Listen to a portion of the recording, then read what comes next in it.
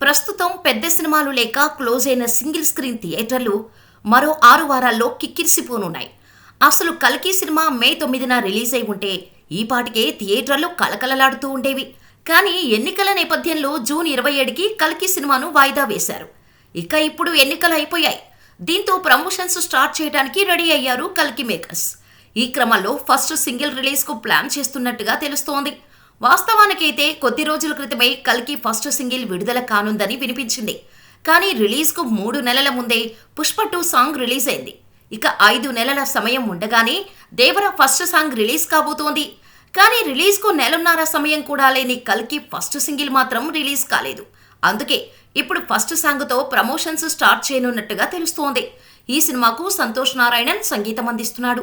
ఇప్పటికే కల్కి గ్లింప్స్లో background score అదరగొట్టేశాడు. దీంతో ఫస్ట్ సాంగ్పై అంచనాలు భారీగానే ఉన్నాయి. వీలైనంత త్వరగా ఈ సాంగ్ అఫీషియల్ అనౌన్స్మెంట్ ఉంటుందని సమాచారం.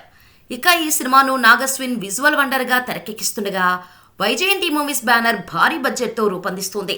ప్రభాస్ సరసన దీపికా పదుకునే హీరోయిన్గా నటిస్తుండగా దిశా పటాని, అమితాబ్ బచ్చన్, కమల్ హాసన్ కీలక పాత్రలో కనిపించనున్నారు. మరి కల్కి ఎలా ఉంటుందో చూడాలి.